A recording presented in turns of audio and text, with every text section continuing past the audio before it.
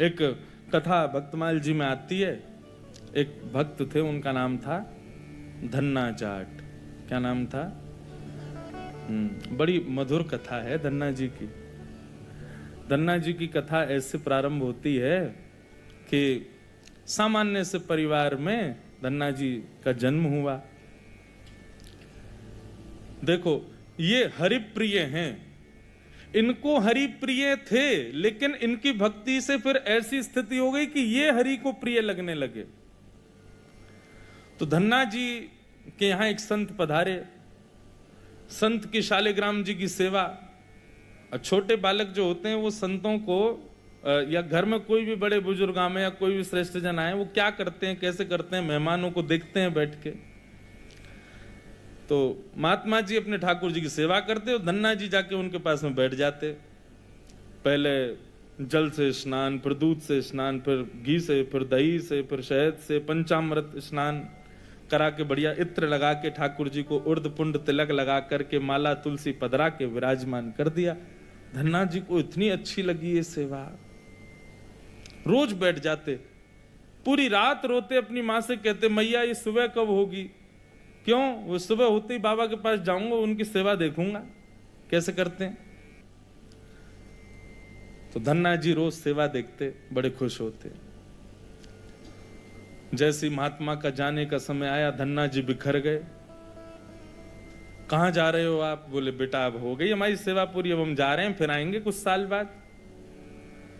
धन्ना जी बोले तो आप चले जाओ, इनको छोड़ जाओ यहीं पे, ये ठाकुर जी यहीं रहे आए, मैं इनकी सेवा करूंगा। बाबा बोले अरे तुम छोटे बालक हो, तुमसे सेवा बनेगी नहीं बेटा, तुम जिद मत करो। धन्ना जी तो रोने लगे, बोले नहीं मैं सेवा करूंगा, मुझे तो ये चाहिए। जैसे कोई वस्तु के लिए बालक जिद करता है, ऐसे धन्ना जी ठाकुर जी के लिए जिद करने लगे। माता पिता परेशान, महात्मा अलग परेशान, क्या करें। और इतना रोवे कि महाराज पूरा घर अधर कर दिया, मोहल्ले वाले तक इकट्ठे हो गए। क्या हो गया? बोले धन्ना जी के महात्मा जी जा रहे हैं, उनके ठाकुर जी मांग रहा है धन्ना। अब किसी में ये हिम्मत भी नहीं कि महात्मा सिंह कहते हैं दे जाओ। और कोई वस्तु हो तो ये भी कह देते हैं लोग दे जाओ, चलो हम दूसरी दे देंगे। ठाकुर जी की बात है भैया, कोई अपनी सेवा कैसे दे सकता है। धन्ना जी इतने रोए, सिर पटक पटक के रोने लगे, छोटे बालक। महात्मा बोले बड़ी विडंबना, ठाकुर जी रक्षा करो, क्या करें। इतने महात्मा बाहर गए और गोल गोल काले से दिखने वाला एक पत्थर उठा लाए, उसमें बढ़िया घी भी लगा करके और इत्र लगा के सुगंधित कर दिया, उर्द पुंड तिलक लगा दिया ठाकुर जी जैसा। और अपने ठाकुर जी तो नीचे एक छोटे सिंहासन पर विराजमान कर दिए और बड़े सिंहासन पर वो पत्थर लाके रख दिया और बढ़िया सजा के। धन्ना रो रहे थे, उठा के गोद में ला, देख देख देख तेरे ठाकुर जी आगे देख। धन्ना जी जैसी मंदिर में, धन्ना जी की दृष्टि तो उन्हीं के ठाकुर जी पे, जय चाहिए। महात्मा बोले लाला देख, ऊपर सिंहासन पर बड़े ठाकुर जी बैठे और नीचे छोटे ठाकुर जी बैठे। वो बड़े वाले जो हैं वो तो हैं राजा ठाकुर, और ये छोटे वाले जो नीचे बैठे हैं ना, ये सिपाही ठाकुर। अब बता, मुझे तो राजा ठाकुर ज्यादा बढ़िया लग रहा है, मैं तो उनको ले जाऊंगा, लेकिन फिर याद रहियो जब जब मैं आऊंगा तब तब मेरे ठाकुर जी ऊपर बैठेंगे और तेरे वाले नीचे बैठेंगे, क्योंकि तू सिपाही ठाकुर जी मांग रहा है और मेरे ठाकुर जी तो राजा ठाकुर हैं। अब बालक को उस भाव से समझाया तो धन्ना जाट नहीं, मैं तो राजा ठाकुर लूंगा, आप ले जाओ सिपाही को। सिपाही ठाकुर जी के रूप में उनके निज ठाकुर जी थे। बाबा बोले अब ठीक है। घर वालों ने भी प्रणाम किया, जय हो महाराज जी, बड़ी आपने बुद्धि युक्ति लगाई। सबको लगा कि कंटक छूट गया, लेकिन यहां तो अब भक्ति प्रारंभ हुई थी धन्ना जी की। देखो, ठाकुर जी की सेवा के लिए जो व्यवस्था की प्रतीक्षा करते हैं, ठाकुर जी की सेवा के लिए अनुकूल समय की प्रतीक्षा करते हैं, उन लोगों के लिए प्रमाण है ये कथा। बाकी सेवा तो बाद की बात है। ठाकुर जी भी असली नहीं थे, धन्ना जी के सामान्य पत्थर था और धन्ना जी उनकी सेवा करते।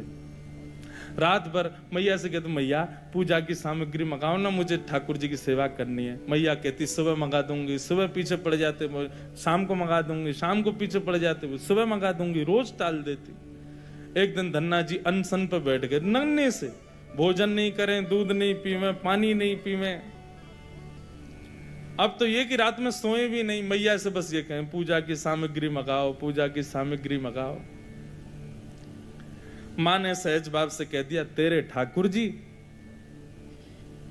और तू इनका सेवक, सामग्री मैं क्यों लाऊं, अपने आप कर व्यवस्था। धन्ना जी निकल पड़े। महाराज पुष्प लियाए तोड़ करके, तुलसी लियाए, बढ़िया सुंदर माला बना ली। नन्हे से बालक ने जैसी उनको जैसे खेल खेल में सेवा करते वैसी सेवा करते थे। ठाकुर जी को तिलक लगाना है, कहां से तिलक लावे, तो बाहर गए, एक ईंट फूटी पड़ी थी लाल लाल, उसी ईंट को लाए, पानी में घोल घोल के घिस घिस के उसी से तिलक बना दिया। ईंट को घिस करके उसका तिलक श्री ठाकुर जी को लगाया। ऐसी सेवा करने लगे, अपने संगी रखें, अपने संगी सुलामें, संगी मतलब खेल खेल की सेवा थी केवल।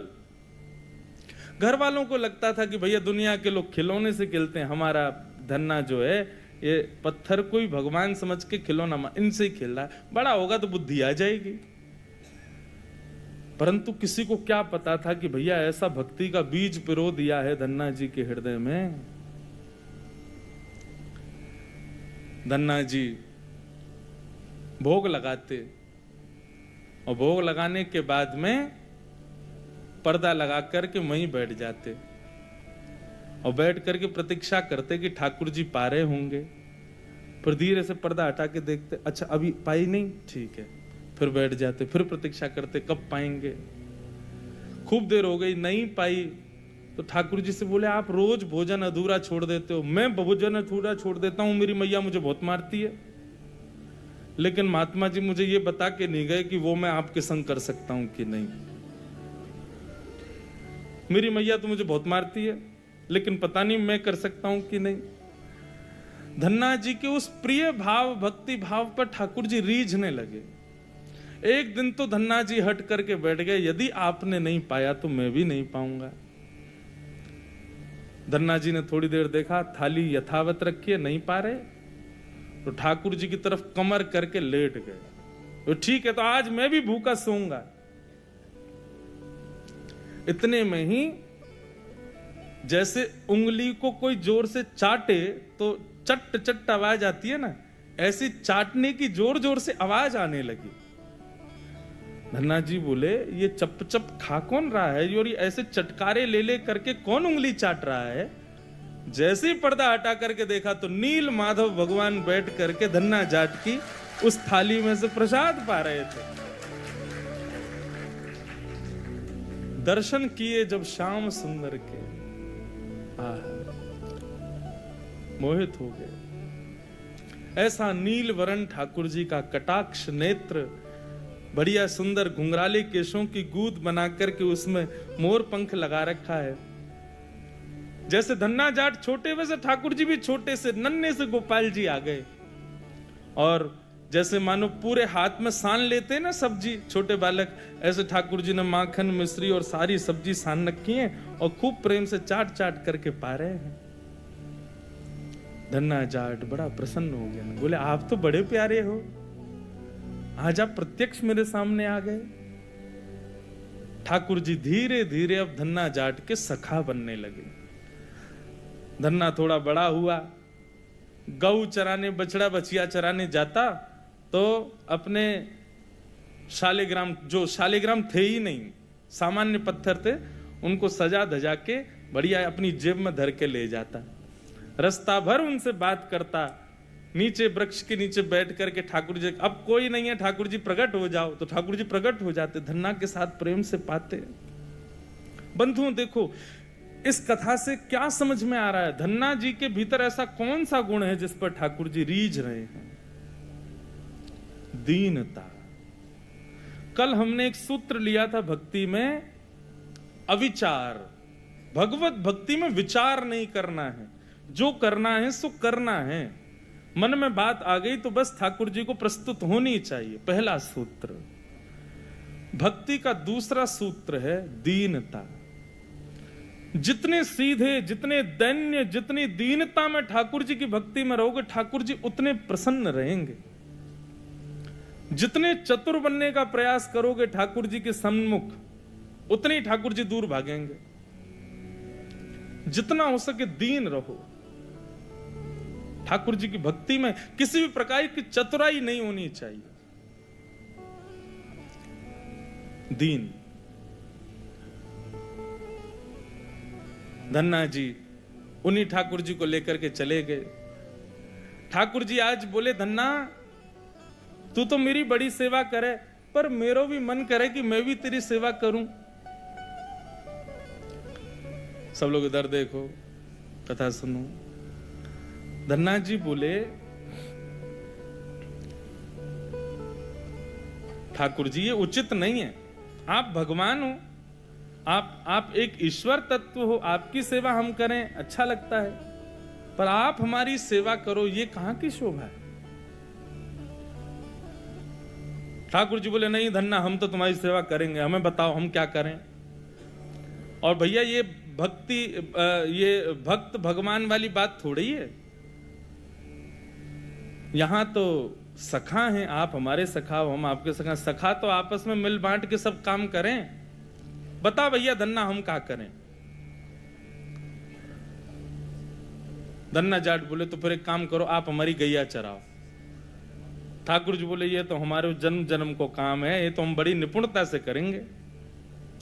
और बंधुओं यही होता, धन्ना जाट अपने घर से गैया लेके जाता और वन में जाकर के ठाकुर जी को जैसे ही बाहर पधराता, इतने में वृक्ष के पीछे से ठाकुर जी आ जाते और ठाकुर जी के, धन्ना अब तू जाके आराम कर, हम गैया चरा देंगे। और सारी गैया ठाकुर जी चराते। शाम का समय जब होता तब धन्ना जी जाते और जाके ठाकुर जी को दोबारा अपनी जेब में रख के गैया लेके आ जाते।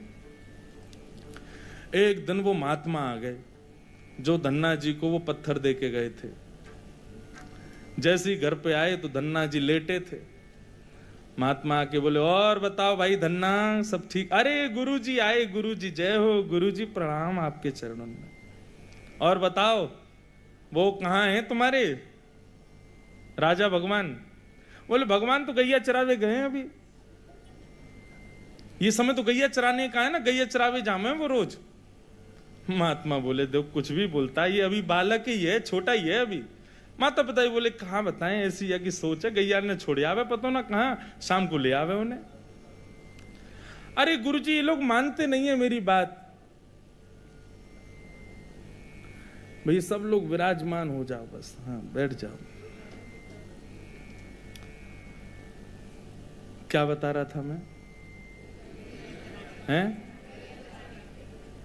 हाँ गैया चरावे जावे। गुरुजी बोले, तो फिर वो शिला कहाँ है जो हमने तुमको दी थी? बोले, उन्हीं की तो कह रहा हूं गुरुजी, वो गैया चराने गए। गुरुजी बोले, ये तो कुछ भी कह रहा है। नहीं नहीं गुरुजी आप विराजो, मैं आपको एक एक बात बताऊं। और उसने सारी बातें बताई, ठाकुर जी कैसे चटकारे लेके भोजन करते हैं, क्या क्या उससे बातें करते हैं, कैसे उसके संग खेलते हैं, कैसे उसकी पिद्दी पे चढ़ जाते हैं, वो ठाकुर जी की पिद्दी पे चढ़ जाता है। ऐसा मधुर भाव वो प्रस्तुत करे और गुरुजी बैठ के सुनते जाएं। बोले कि इतनी बड़ी बड़ी बातें झूठ में तो नहीं बोल सकता। बोले, गुरुजी मुझे पता है, माता पिता की तरह आप भी मुझ पे भरोसा नहीं कर रहे हो, आपको नहीं विश्वास, चलो मैं दिखाऊं आपको। अभी मेरे ठाकुर जी गैया चरा रहे हैं। गुरुजी को लेकर के वन में गया तो वन में गैयाएं चर रही थी। बोले, कहाँ है तेरे ठाकुर जी? अरे देखो वो दोहरी गैया के पीछे पीछे हाँक रहे हैं, वाकू पीछे पीछे चल रहे हैं वाक्य, देखो ठाकुर जी दिख तो रहे। गुरुजी बोले, हमको नहीं दिख रहे। धन्ना जी दौड़ के ठाकुर जी के पास गए। बोले, मेरे गुरुजी आए हैं, उनको दिख जाओ। भगवान बोले, उनको नहीं दिखेंगे हम बस तुमको ही दिखेंगे, तुम्हारे सखा हैं, तुमको दिखेंगे, सबको थोड़ी दिखेंगे। अरे भैया ऐसा मत करो। क्यों? बोले, आपको और मोको एक दूसरे से मिलवावे वाले तो गुरुजी हैं। गुरुजी यदि मुझको नहीं देके जाते आपको, तो आप मुझे कैसे मिलते? मेरे गुरुदेव हैं, इन्होंने ही तो मुझको दिया था आपको। ठाकुर जी रीझ गए, पुनः पुनः धन्ना को हृदय से लगाए। इसकी भक्ति, ऐसा भाव। इतने में ही नील माधव नीलमणि ठाकुर जी प्रकट हो गए। और जैसे ही प्रकट हुए, दूर खड़े गुरुदेव के एक एक रोम बिलखने लगा, रोने लगे और धन्ना के चरणों में प्रणाम किया। बोले हम सच्चे शालिग्राम से प्रकट नहीं कर पाए, तूने सामान्य पत्थर से प्रकट कर दिया ठाकुर जी को। हम अष्टयाम सेवा से प्रकट नहीं कर पाए और तूने सामान्य पत्थर घिस घिस के तिलक लगा के प्रकट कर दिया ठाकुर जी को। हम 56 भोग पधरा करके ठाकुर जी को प्रकट नहीं कर पाए, तू बेसर की रोटी खवा के ठाकुर जी को चटकारे दिलवाता है। हम यहां ठाकुर जी से प्रार्थना करते हैं, कभी त्रिभंग लली से सीधे लली भी बन जाओ, न पूरे दिन यूं ही खड़े रहो, दर्द है जाता होगा, हाथ में ने हाथ सीधे कर लो। तू ठाकुर जी से गैया चरवा रहा है अपनी। धन्य है धन्ना तेरी भक्ति को। बंधुओं, ठाकुर जी को ऐसे प्रिय भाव अच्छे लगते हैं। आप नियम कितने करते हो, आप साधना कितनी करते हो, आप जप कितने करते हो, आप व्रत कितने करते हो, ये विशेष बात नहीं है, पर 10 मिनट भी ठाकुर जी के सन्मुख बैठते हो, किस भाव से बैठते हो, वो भाव प्रिय है। ठाकुर जी भाव का सेवन करते हैं। इतनी कथाएं सुनने के बाद भी, वृंदावन जाने के बाद भी, ऐसे संकीर्तन करने के बाद भी, तिलक लगाने के बाद भी यदि भाव प्रकट नहीं हुए तो कैसी भक्ति हमारी। समय व्यर्थ मत करो फिर भक्ति के पथ पर आके। अनुभूति हो, ठाकुर जी के ऐसे भाव प्रकट हो, तब हमारी भक्ति श्रेष्ठ है, तब हमारा तिलक लगाना श्रेष्ठ, हमारा एकादशी व्रत रखना श्रेष्ठ, हमारा गुरु मंत्र का जाप करना श्रेष्ठ। केवल नियम तक सीमित मत रहिए कि बस हमको नियम पूर्ण करना है, अपना हो गया काम, बस माला जपी छोड़े चल दिए काम को। नहीं, एक बात कहें, भक्ति में थोड़े हठीले बनो, ठाकुर जी से थोड़े थोड़े हट करो। नाथ, इतनी आयु होती जा रही है, हम बड़े होते जा रहे हैं, कब मिलोगे आप? बस 24 घंटे यूं ही बैठे रहोगे? हमको इससे सुख नहीं है। हमारे लिए तो आपको कुछ लीला तो करनी पड़ेगी, कभी कभी करो हट। सब भक्तों ने हट किया। आजकल लोग भक्त हट ही कहां करते हैं ठाकुर जी से। हाँ, हट करते हैं, किस बात का हट कर रहे हैं? काय को व्रत कर रहे हैं, हाथ में कपूर लेके बैठे हैं, हमारे पति के काम नहीं चल रहे, उसका हट कर रहे हैं, बच्चे हमारी सुनते नहीं, उसका हट कर रहे हैं, घर में विपत्तियां आ गई, इसका हट कर रहे हैं। कभी श्याम सुंदर हमसे रीझ हैं, इस बात का हट नहीं करते। बहुत प्रिय भाव है। श्याम सुंदर सदा हमको प्यारे रहे, हम उन्हीं के रहे, वो हमारे रहे। श्याम सुंदर सदा हमको प्यारे रहे, हम उन्हीं के रहे, वो हमारे रहे। श्याम सुंदर सदा हमको प्यारे रहे, हम उन्हीं के रहे, वो हमारे रहे। श्याम सुंदर सदा हमको प्यारे रहे, हम उन्हीं के रहे, वो हमारे।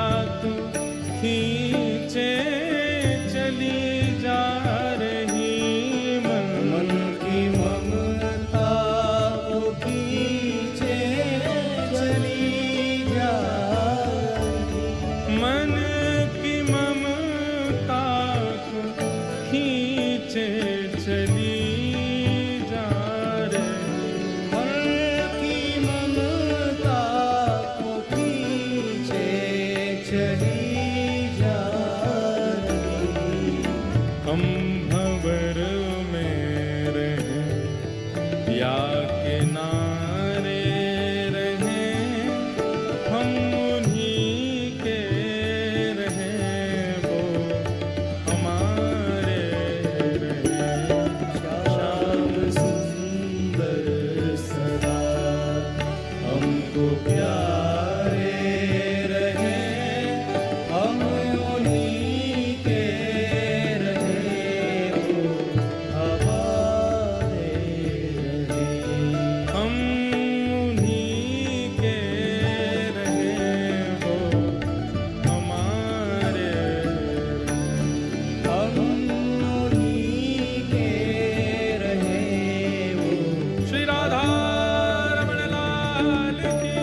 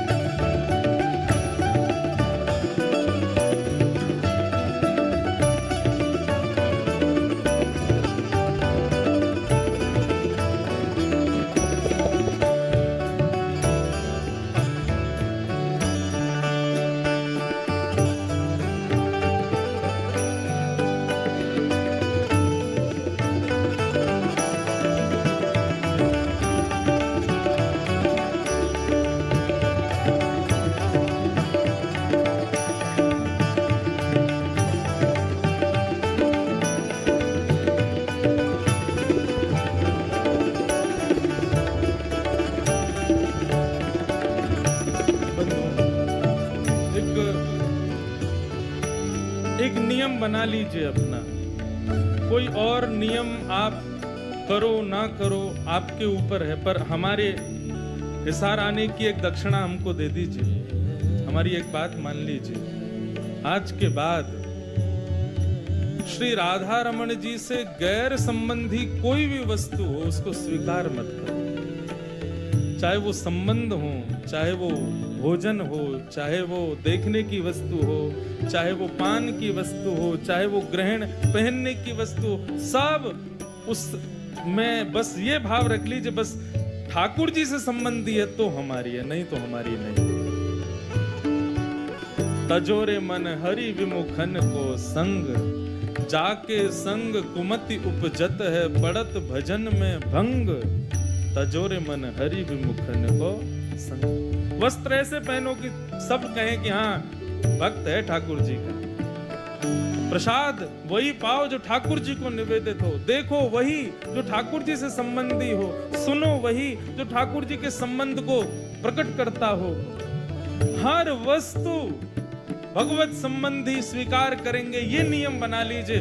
फिर भले ही आप व्रत ना भी कर पाओ चलेगा, फिर भले ही आप बाकी नियम ना भी कर पाओ चलेगा, परंतु इस नियम को स्वीकार करो। जिस डगर से मुरलिया की धुन आएगी, जिस डगर से मुरलिया की धुन आएगी, उस डगर पे उमरिया ये कट जाएगी। उस डगर पे उमरिया कट जाएगी। इस भाव का मतलब यही है, जिस पथ पर, जिस रास्ते में, जिस डगर में, जिस जीवन में कृष्ण संबंधी सब कुछ है, वहीं हम अपना जीवन व्यतीत करेंगे। बस जहां कृष्ण संबंधी चर्चा नहीं, कृष्ण संबंधी वस्तु नहीं, वहां नहीं रहना हमें। दर्शन को नैना तपे, वचन सुनन को कान, ओ मिलवे को हियरा तपे, हिय के जीवन प्राण, गोवर्धन वासी सावरे, गोवर्धन वासी लाल तुम बिन रहो न जाओ, लाल तुम बिन रहो न जाओ, प्यारे तुम बिन रहो न जाओ, लाल तुम बिन रहो न जाए, गोवर्धन वासी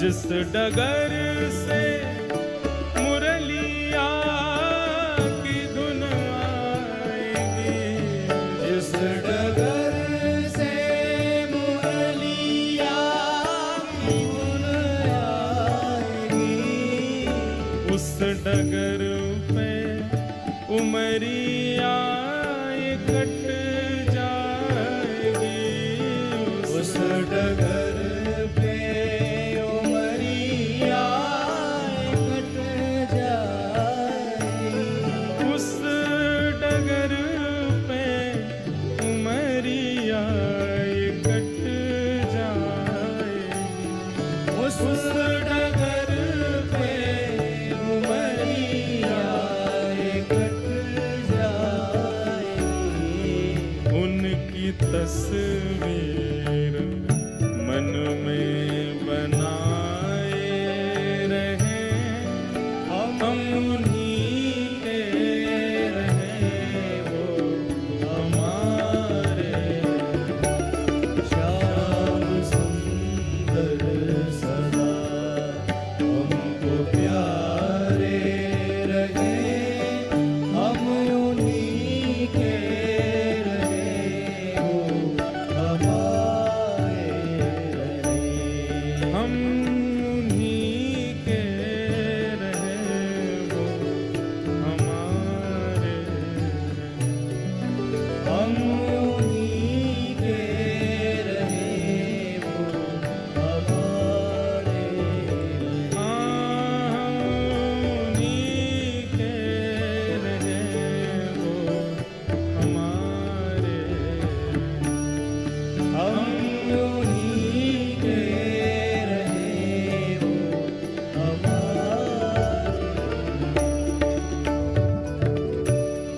बस।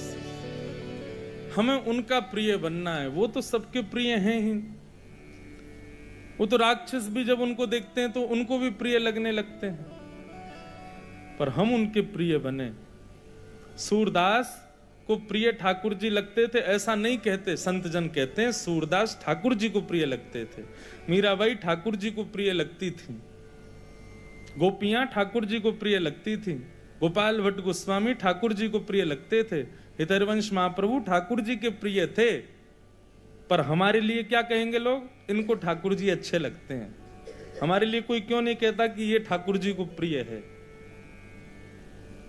हमारे भजन की उपलब्धि इसी में कि हम ठाकुर जी के प्रिय बने। धन्ना के भक्ति भाव को संत ने प्रणाम किया, बोले कि हम तो भैया सच्चे शालिग्राम में से ना प्रकट कर पाए, तेने पत्थर में से प्रकट कर दिए।